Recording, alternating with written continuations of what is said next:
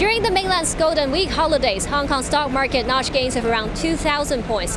That rally was all wiped out on Tuesday, with the Hang Seng Index having cascaded a record 2,172 points, with the decline extended today.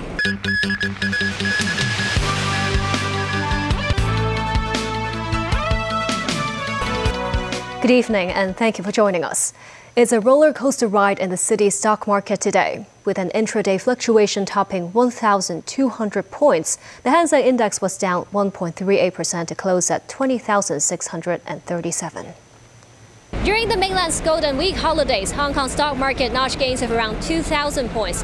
That rally was all wiped out on Tuesday, with the Hang Seng Index having cascaded a record 2,172 points, with the decline extended today.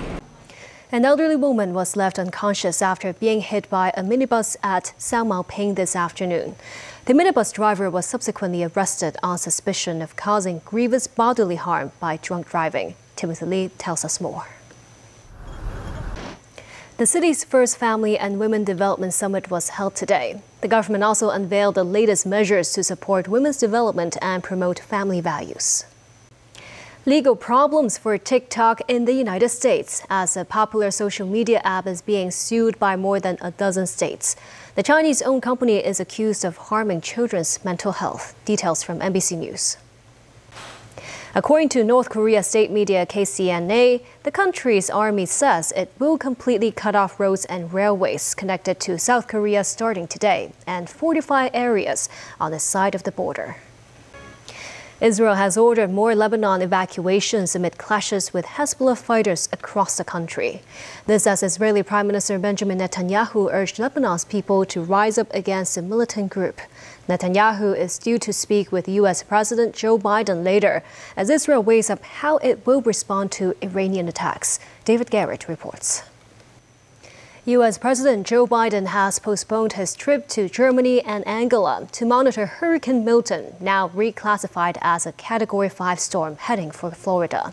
Biden said it could be one of the worst storms in 100 years. Milton is expected to make landfall late Wednesday, packing winds of 260 kilometers per hour. Thousands of residents are fleeing in cars, but some insist on riding out the storm. Tracy Furness has more. And still ahead. Welcome back. Southeast Asian leaders gathered today in the capital of Laos for an annual regional forum to discuss regional and global issues. Premier Li Qiang is expected to show up tomorrow at the Leaders' Summit on East Asia Cooperation. Danni Zhou reports. New French Prime Minister Michel Barnier saw off a no-confidence vote as he passed his first test. The Nobel Prize in Chemistry has been awarded to scientists David Baker, Demis Hassabis, and John Jumper for their work with proteins. Back locally, customs officers have seized around 500 kilograms of suspected cannabis buds with an estimated street value of $130 million from sea cargo originating from Canada. 3 people have been arrested. Times Higher Education has released its latest World University rankings. 5 Hong Kong institutions are in the top 100, and 4 of them saw a rise in positions. Over to sports, Daniil Medvedev's victory over Stefanos Tsitsipas was helped as the Greek player refused to play and ranted at the umpire. The Padres beat the Dodgers 6-5 for a 2-1 NLDS Series lead. Mauricio Pochettino has taken charge of USA training for the first time as he gets his feet under the desk as the new national coach. And that's the news. Thank you for watching.